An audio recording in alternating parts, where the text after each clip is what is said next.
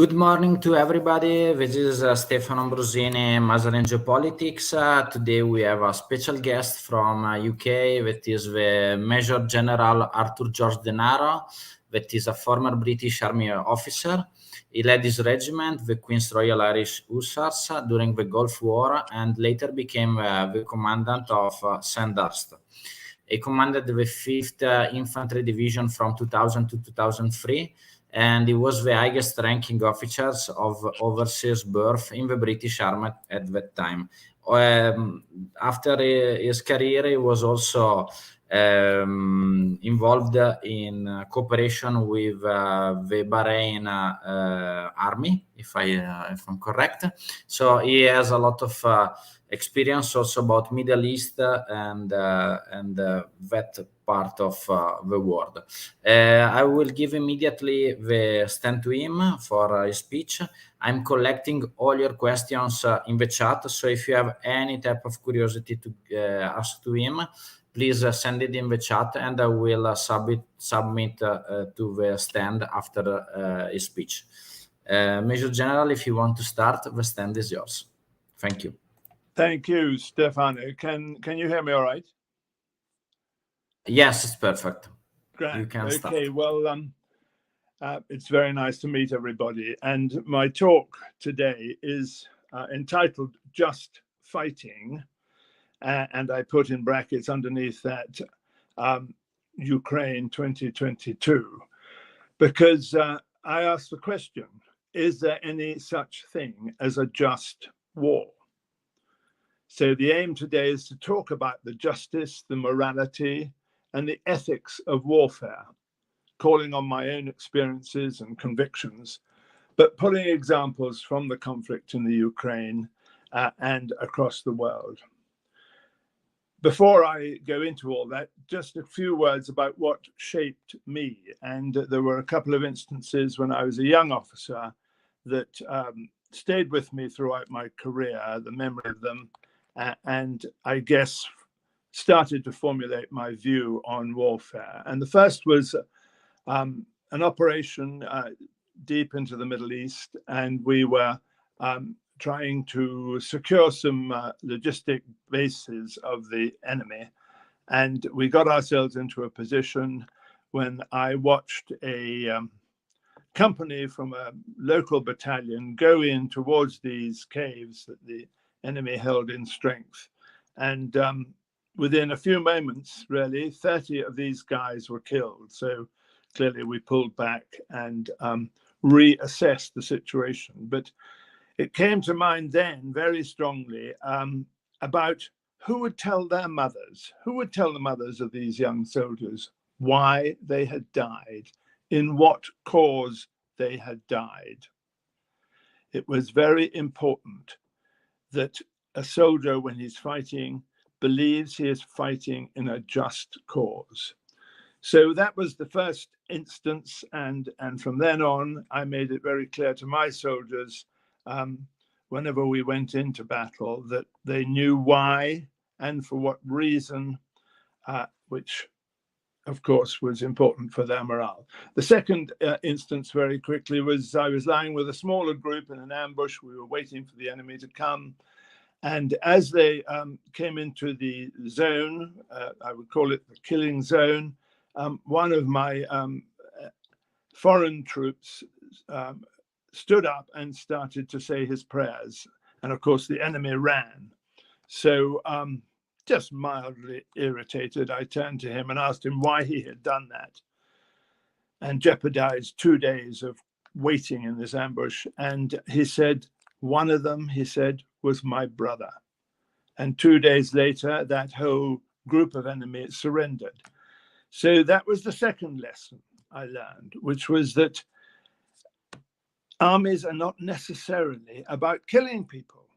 They are about securing people. And therefore, recruiting the enemy is a much more efficient way of waging a war than killing them, because these guys came in on our side and were there when eventually peace came and a very happy and peaceful country resulted. So those are the things that shaped me.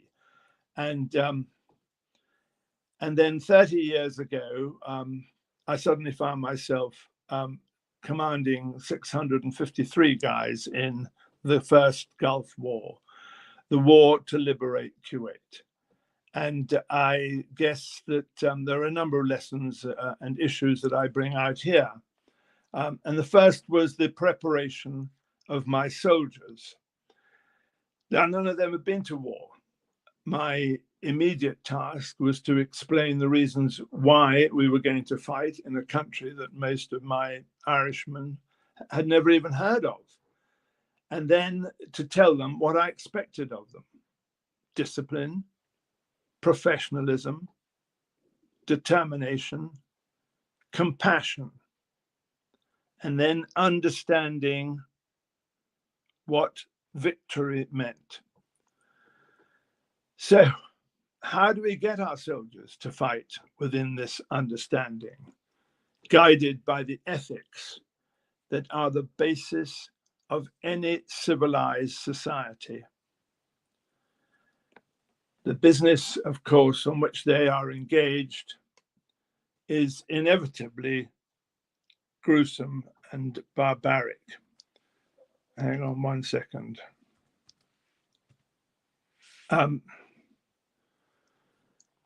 So how do we get them to fight like that within that law?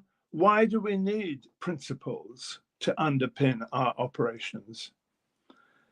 And the short answer is that if barbarism takes over, then all sense of humanity is lost and abandoned. And this is what I fear we see today, every day, in the Ukraine. 30 years ago, there were no tablets of stone which were laid down discussing the values and standards of the British Army. These were not published until much later. Nowadays, they are quite clear. A soldier must have selfless commitment. He must have courage, discipline, integrity, loyalty, and almost above all else, respect for others.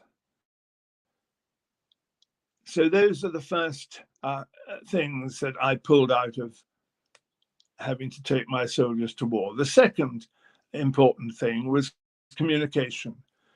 All informed, I call it, including the families. We had to do it in the old-fashioned way, talking face to face with people.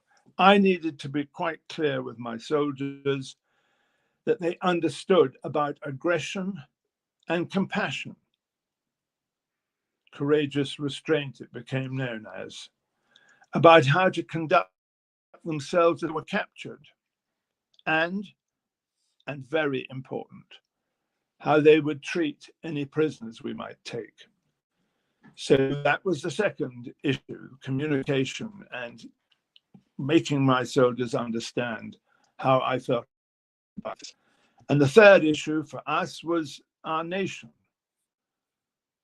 hoping that the nation understood why we were going to war, and that they had, there was a clear and just aim to our objectives, and that they could support this.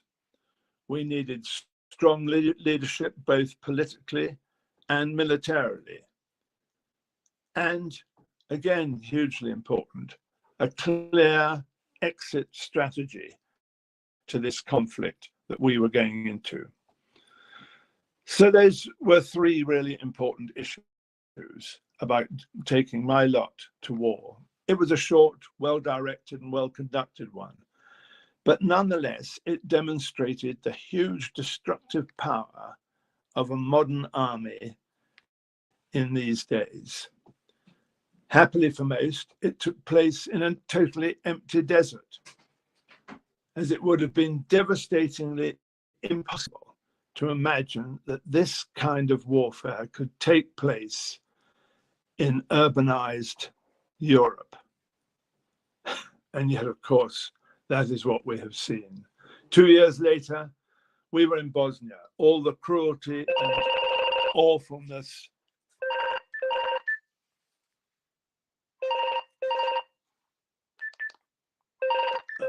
sorry.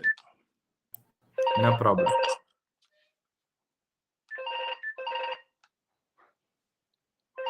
Oh, I don't understand how to do that. Sorry. Sorry, and it might happen again. All the cruelty and awfulness of that inter-ethnic civil war in which 44,000 UN troops were involved trying to keep the peace where no peace existed. That was 2 years only after we got back from the Gulf War. And how much of this awfulness have we seen since then in Syria, in Iraq, in Afghanistan, and now, of course, in Ukraine?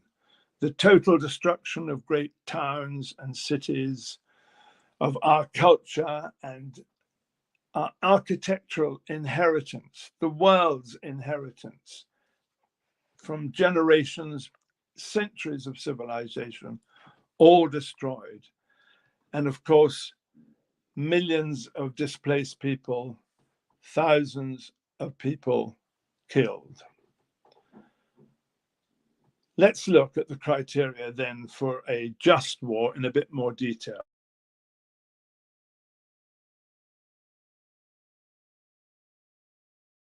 Sorry. No problem. So let's look at this criteria for a just war.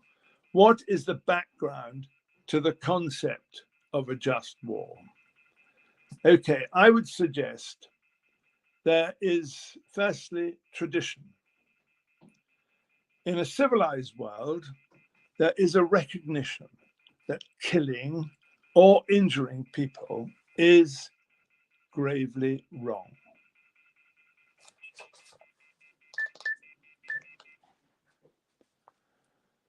It is gravely wrong. War, therefore, is in itself a great evil. Anyone who has been in combat knows that war is a terrible and a stupid way of doing business. That said, war can never be positively good. It is always the worst thing. We can sometimes have to counter attacks or aggression against others, so we cannot say absolutely that killing is wrong in all circumstances. So this is a difficult balance to take and understand. But I suppose from the very top of government to the very bottom, it must be clearly understood and discussed. What questions must be satisfied then if war is to be morally justified? What gives us the right to fight? What enables us to ascertain the morality of going to war at all in each different circumstances? So, the title of this talk, A Just Cause. There must be a proper reason for going to war. It may be protecting the innocent, restoring rights wrongfully denied, re-establishing a just order. It must never be revenge, nor punishment for its own sake, nor merely upholding a ruler's prestige. And how much of that have we seen in the last 9 months? So, I believe it is just for a country to defend itself, the Ukrainians, to go to the defense of allies.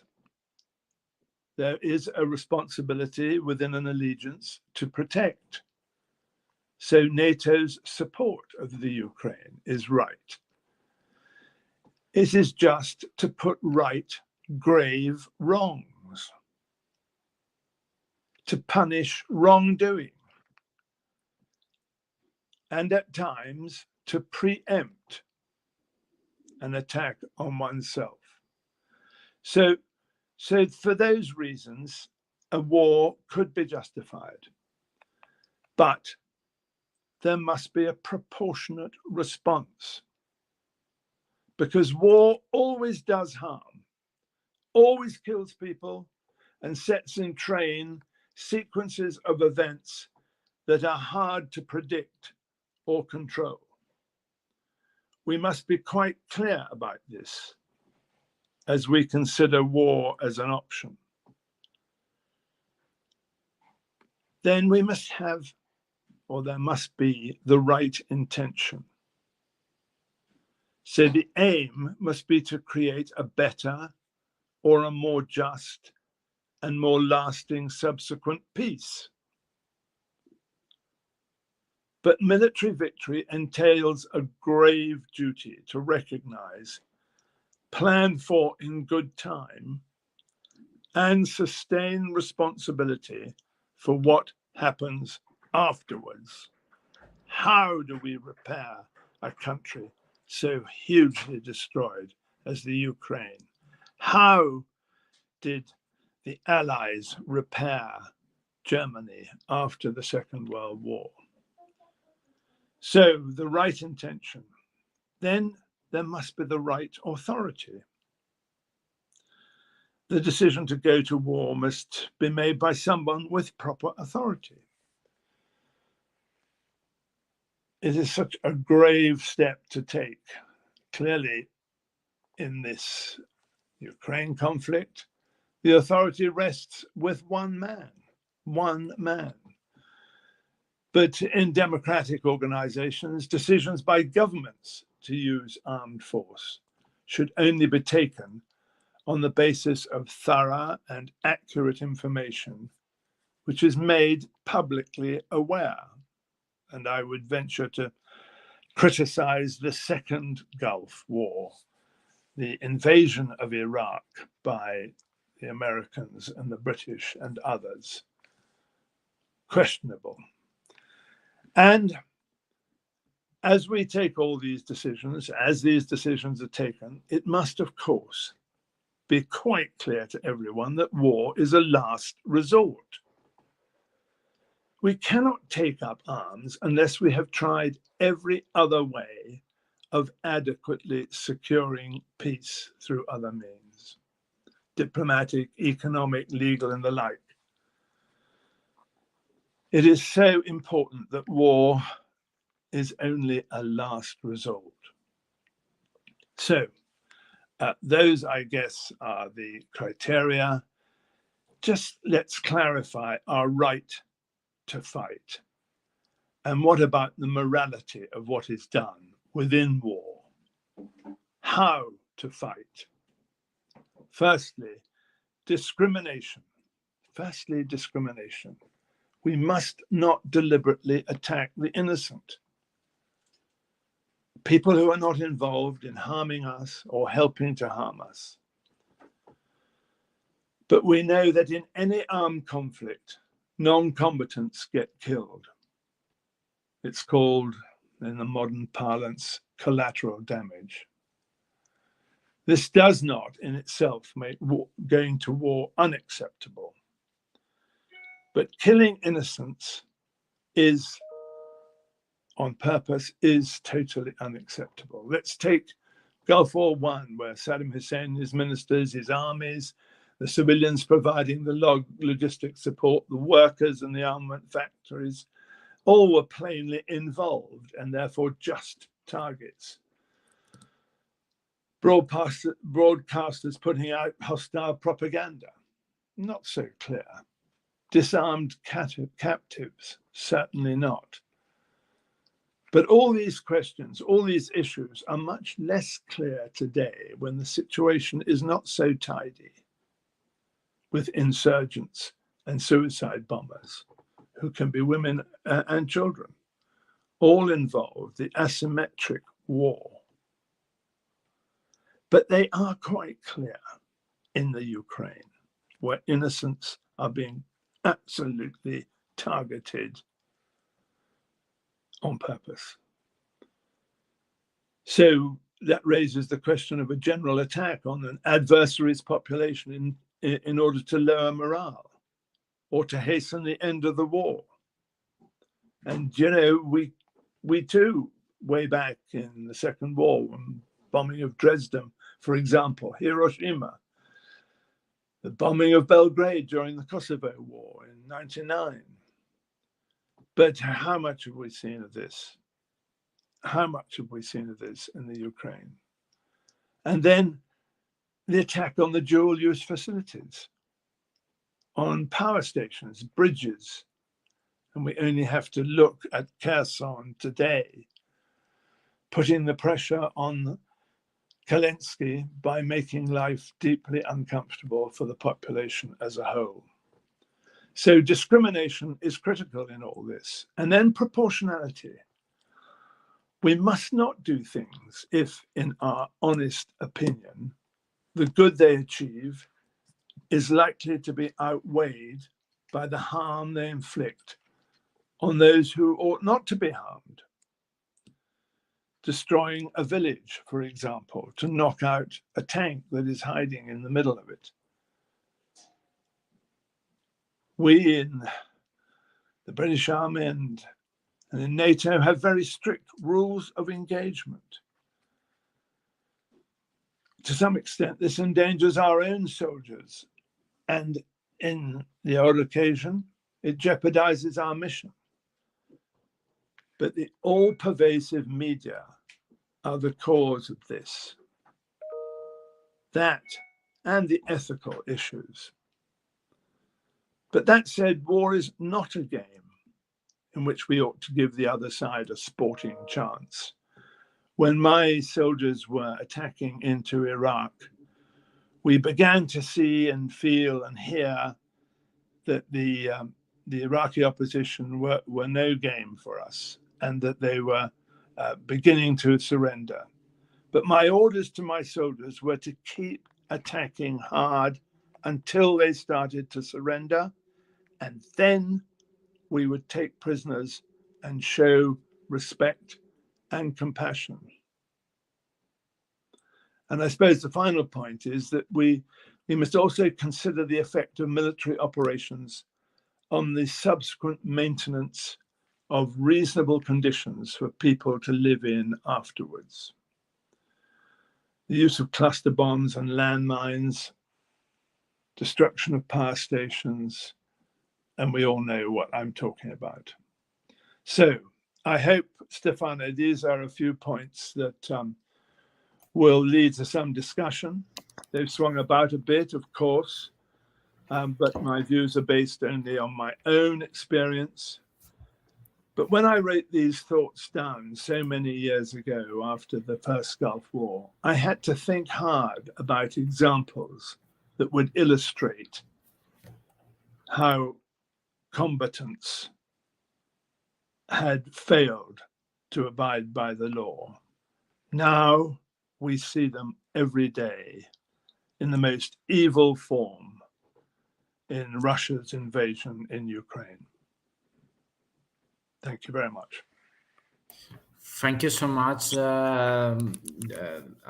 I collected questions for you, so now if from the public there is other question, I'm still collected from the chat, so now we will do like a little bit of question and answer. Okay. So let's start from the question that I collected before the stream.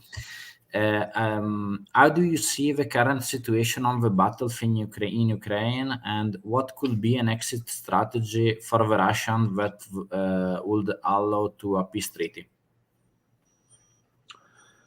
Well, it's very difficult. And this, of course, is just a personal opinion.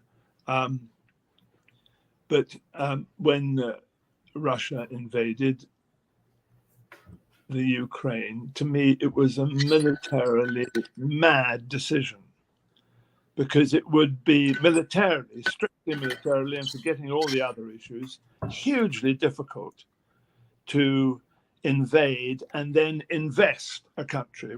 And by that, I mean to rule a country, which presumably was the aim, although the aim was somehow and somewhat blurred right from the start, which was, I guess, one of the major problems. So to pull out of a conflict in which your aim was never really stated and therefore never really understood by your adversaries, but more importantly by your own soldiers, is very awkward and difficult. And now they are in a most difficult position, pushed back by superb soldiering on the Ukrainian side, and in a hugely weak bargaining position. But the Ukrainians are not inclined to bargain. They wish to retake all the country that was theirs, and I have to support that. And so the delicacy of negotiations around that desire, clearly stated by Zelensky, their prime minister, will be tough for the negotiators. So I see some pretty difficult and tough negotiations going on into the future. And I just wish the Ukrainians very well in their aspirations and their hopes, and applaud the way they have so gallantly fought and pushed back a totally illegal force in their country. Okay, next question that I received from the public. It's from Davide. What does you think about the winter to come by military point of view? What if Belarus actively enters in the conflict? How will change the situation? Well, winter is commonly known as general winter by those of us in the military, because it does bring all sorts of different restraints on an armed force, and most of them are quite obvious. The going gets incredibly difficult, particularly for armor, and the defensive positions are difficult to dig. The whole resupply becomes much more complex and complicated. So traditionally, armies tend to sit back on their haunches a little during the winter and try and regroup and reconstitute themselves. And of course, this would, in many cases, in this case, benefit the Russians, who are badly mauled at the moment. So they need time to recoup. At the same time, of course, it allows the Ukrainians to resupply their very effective weapon systems and retrain on them. So I would see that it is a period of less tactical operations, a great deal of negotiations at the top end, and strategic redeployments probably at the top end during what will be a harsh winter and really tough on those on the ground. And those are the guys we must think about. Okay. What do you want? Belarus. Okay, you wanted that. Belarus. Frankly, I don't see Belarus entering into this, particularly not if they are wise. And I guess the Russians would quite like them to, because they are short on manpower now and support, physical support. So, in my view, the Belarus won't enter the war, and if they were to, well, the Ukrainians are well up to defending against them. What is the substantial difference between the training and equipment of NATO and allied forces and the Russian ones? What are the strengths and the weakness on the two sides? Okay. when I was commanding an armored brigade in Germany just before the wall came down, we were rightly very respectful of the Russian and the East German forces that were lined up against us, and we were constantly training and preparing to defend West Germany in those days. And as I said, we had great respect for the Russian forces. As I look at them now, and as I looked at their performance since the end of February, I have been astonished, frankly, at how poor they are, how poorly led, how poorly trained, and how poorly equipped, and how bad their equipment now is, and how poorly maintained it is. And this, of course, has played into the Ukrainians' hands hugely. I mean, from the very basic tactics right the way through to the whole strategic side of it, it has been a shambles, which is again why I couldn't believe they would go in the first place, because I think we were getting a feel that they weren't as great and powerful as they used to be. As far as equipment goes, well, I think the world has seen that the Ukrainians, properly supported by NATO in terms of equipment and supplies and ammunition and high-tech kit, is streaks ahead of the Russians' armory, and this, of course, has made a devastating difference in the conduct of this whole war. And there were very few of us at the beginning, when we saw the invasion, who believed that the Ukrainians could do what they have achieved now. And I have great respect and admiration for that.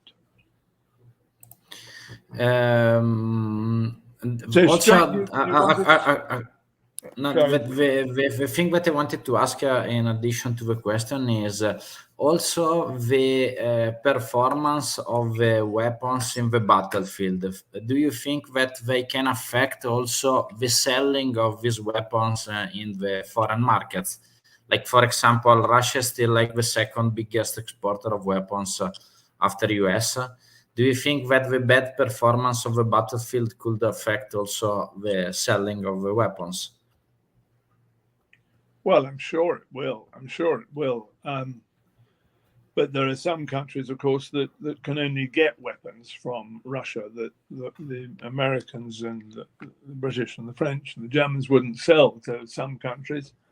And so their export of weaponry will continue once this is all over. But at the moment, they're so desperately trying to replenish their own stocks of weaponry, and we've seen the way the Iranians are now helping them with, in particular, drones.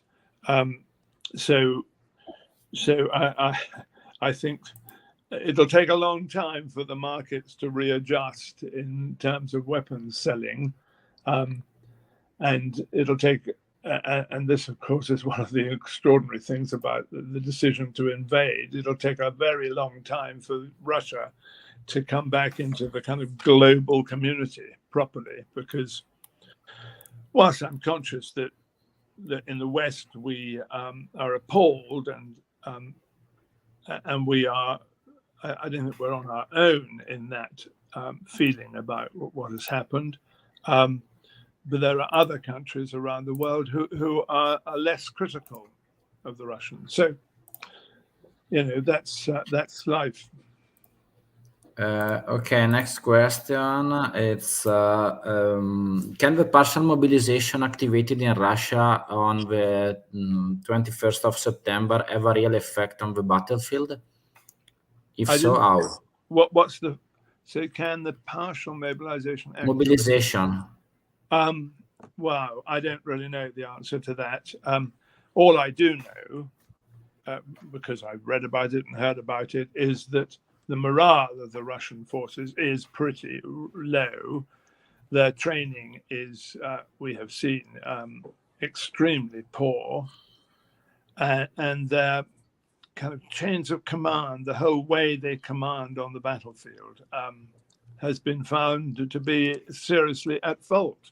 I mean, I talked when I was doing my discussion about the communication bit with my soldiers. I mean, it's absolutely crucial nowadays to make sure that your soldiers know why they're going to war, what they're going for, who's going to support them, what the kind of general feel by the nation is. I think communication in Russia has been appalling to their soldiers. But it doesn't excuse their soldiers' outrageous behavior on the ground and the way they have tortured, the way they have left, when they have withdrawn, they have left things in such an absolutely, totally uncivilized manner. And again, we all know the kind of things that have been seen and found, and we've heard the awful stories about their behavior. So nothing excuses that. And where is the leadership? Returning back a little bit in time, I have still a little bit of I have 5 questions less. What do you think about the 2007 Munich-Putin speech with the accusation of east extension of NATO as a danger of security of the Russian Federation? Because after the invasion of Ukraine, a lot of people retake out this video of 2007, where Putin was like, let's say, making accusation to the West that we didn't, let's say, maintain the word about no 1 inch eastward of Baker before the collapse of the Berlin Wall. So what is your opinion? Well, I think it's easy to be wise after the event. I think probably NATO was a bit hard line, shall we say, on this. They weren't as diplomatic as they could have been about the repositioning of forces, of troops, and of the way ahead. I mean, what needed clear demonstration was that NATO is not an offensive organization, and there would be absolutely no intention of a military intervention into the Russian Federation. Absolutely none. And this needed to be clearly understood, but because it wasn't clearly understood, Putin made a virtue out of this and stirred up nationalistic fervor within the Federation. When you look, though, at how you would suggest that NATO has enlarged, why has it enlarged? I mean, we've seen the Swedish and the Finns and others coming into requesting membership of NATO. Why? Because they want security.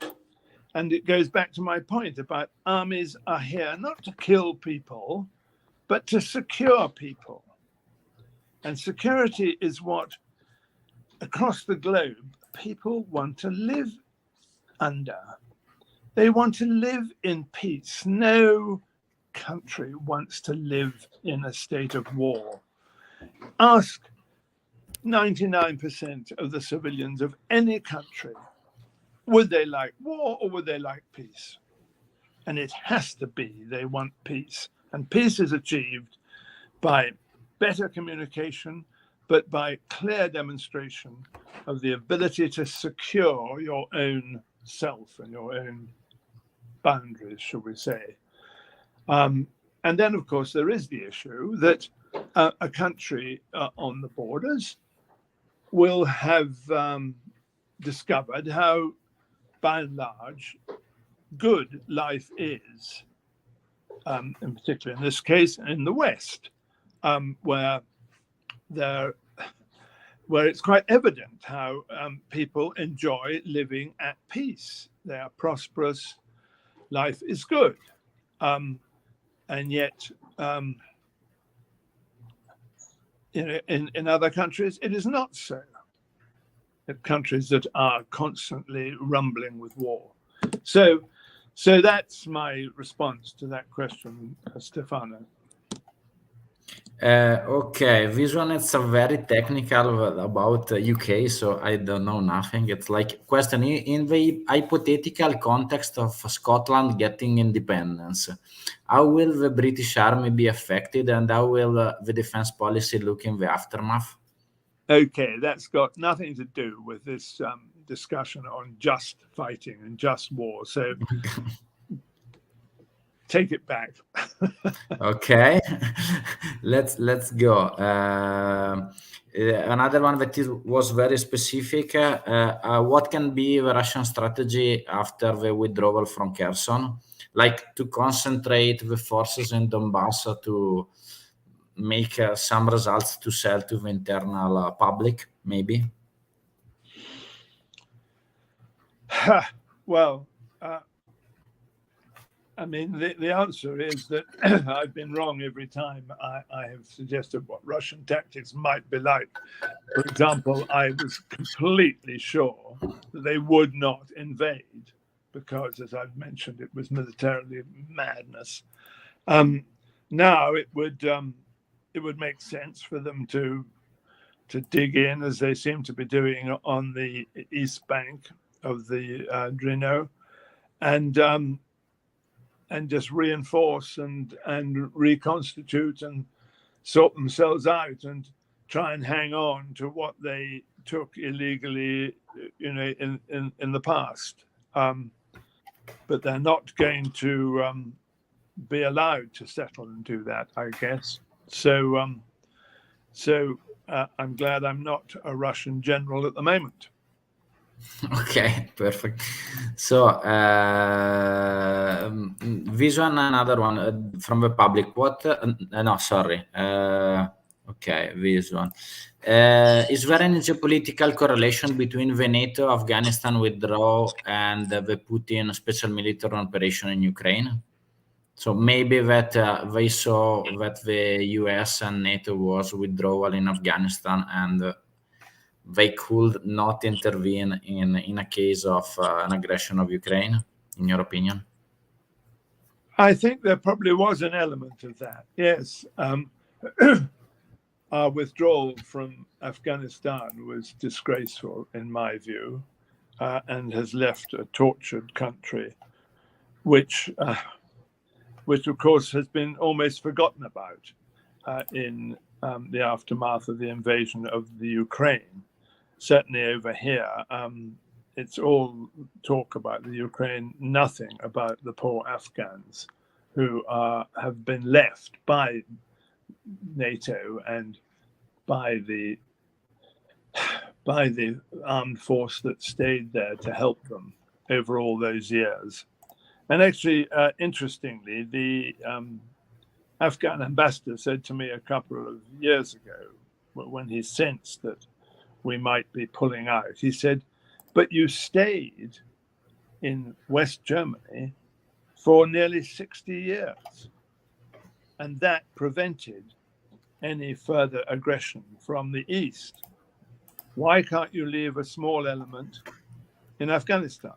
So it is the West giving the wrong signals, I guess, that helped the old hierarchy in the Kremlin to make the ludicrous decision which they did. Okay, I have last 2-3, just to arrive last 10 minutes. So, how does the West position itself towards the new BRICS strategy and the possible entry of the new countries such as Argentina or Saudi Arabia, in your opinion, about also military perspective? Well, I think all these allegiances have to be taken on their merits and the situation at the time, which is why, for example, there was a very rapid acceptance of the Swedish and Finnish application to join NATO. I think, I mean, if I was to make an unattributable comment, I think the Argentinians and the British certainly have been friends for so long, generations and generations, with the awful, tragic hiccup 40 years ago of the Falklands War. But nonetheless, whilst Argentina still claims sovereignty over them or ownership over them, then it would be difficult for us, I think, to have them in. I don't know. But as far as Saudi Arabia goes, there are many big questions that would have to be faced before they were accepted into an allegiance. That said, I spent 6 months living in the Saudi desert when we were all allies against Saddam Hussein. So, as I said, each of these applications, each of these initiatives must be judged on its merits and the circumstances at the time. Okay, one other one that is still about military and UK, and I'm completely ignorant. Truss was saying UK GDP military spending could be 3% when Rishi Sunak suggested 2.5. It's coming out that it will be under that. Is the UK in any place economically to continue support? I think Ukraine. Yes, it is absolutely in a position to support the Ukraine, and we will continue to do so absolutely to the very best of our ability. Yes, I mean, we're all double guessing what the Chancellor is going to say, but it would look as if the rise to 3% of GDP on defense spending is to be achieved by 2030. But it may be that the initial move towards that is delayed until, I think, 2028, when it would then accelerate up to the 3%. Okay, I have the last one from the public that it's about like military strategy in Ukraine. So it's still your opinion, personal opinion. Which front would you send the Ukraine reservists now that the Dnieper River had become an hard line in the west? Which front would I send the Ukrainian reserves now that? Well, I'm not in a position, to be honest. I'm not in a position to comment on that. The strategy and then the operational deployment of the Ukrainian forces is not only not my business, but it is something which should be held very closely to the chests of the Ukrainian Ministry of Defense. And I have been hugely impressed by their strategic initiatives and their amazing robustness and their wonderful courage over these last months, which is not a bad way to end this talk. Okay, last question then for the public. If you have the last question, just send it to the chat and then we will close the stream in maximum 5-10 minutes. What do you think about the situation in Taiwan and the US-China relations? How do you judge the Chinese armed forces?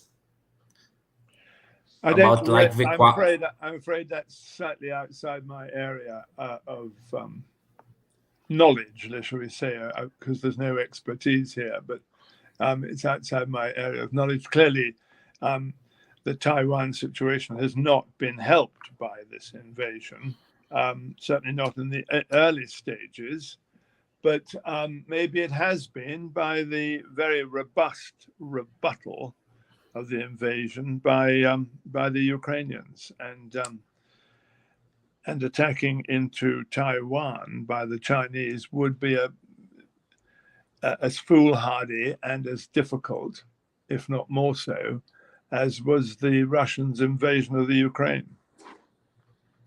About this one, I wanted to because I stayed 20 days, about 1 month in Japan last month, and I went also to Okinawa, and I saw like the US bases, and it was very interesting for me to discuss with one friend that is a speaker from Japan, Satoru Nagao, that is specialized in ASEAN, in all the military things about Japan. And I asked to him, how is perceived the US presence and the US defense by the Japanese? Because for me, it was very interesting.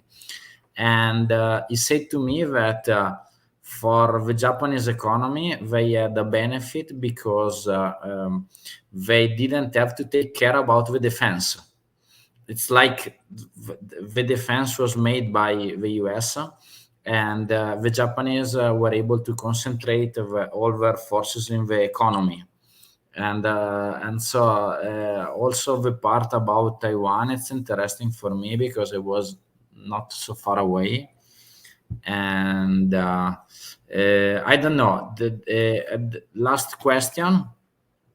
Okay. But it's about the gas security. So I know that it's not your field, but it's very interesting for me because I'm sharing with you like this map.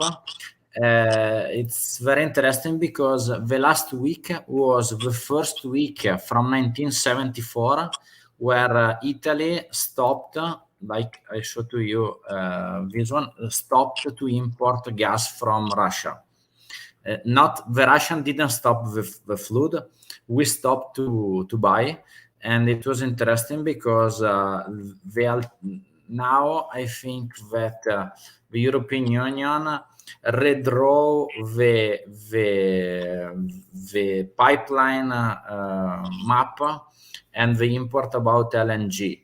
Do you think that the gas security and the energy security could be the next part in this confrontation between, let's say, Europe or West and Russian Federation? Because in my opinion, Russia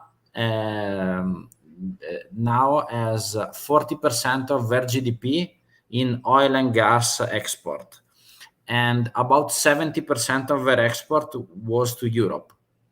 So it will be difficult also for Russia to cut off all the export to Europe in the next years. So it could be a push also to end the war, an economical push made by the complete cut of the European Union import from oil and gas commodities from Russia, in your opinion? I completely lost the thread of all that, I'm afraid. No, when you ask a question, you should make it short and sharp to old generals instead of a preamble of super short. Super short. I mean, the answer is okay.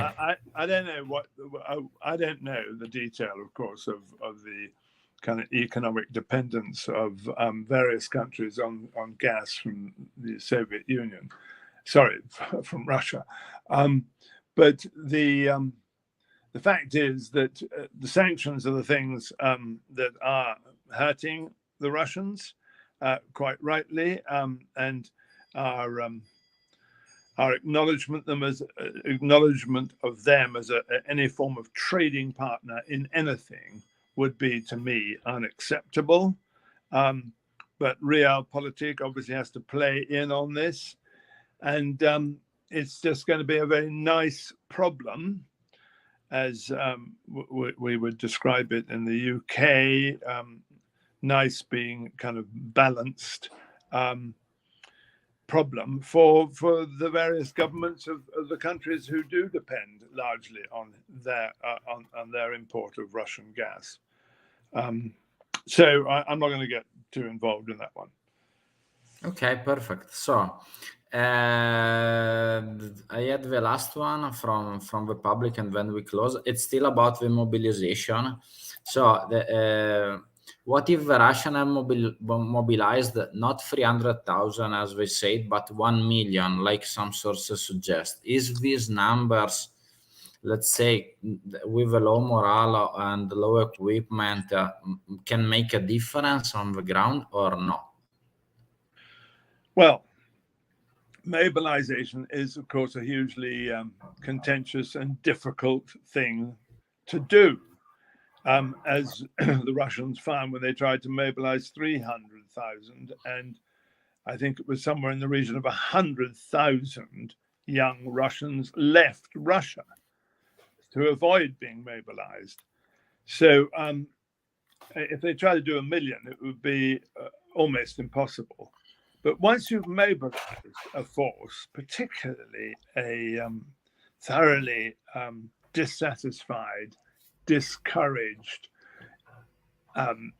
low morale group of people who do not want to fight and don't really understand why the hell they are fighting, you've then got to train all these people and lead them. And the leadership so far has been pretty poor on the professional side of the Russian army. So I don't think it would make any difference at all. I think it would cause enormous internal domestic division in Russia. So that's the views on that one. And I think that was about your 14th final question. Yes, perfect. We are arriving to the hour, so thank you so much for your time. And stay 1 second after I will close, because and if there is any other questions to the stream for the people that will see after the live, just put it in the comments. Please like the video and subscribe to the channel if you like our contents.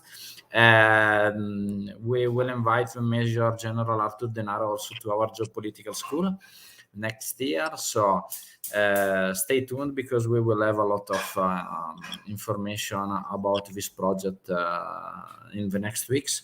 Thank you so much for your time, Major General, and to all the people that was watching the video. I hope that you enjoyed, and see you soon.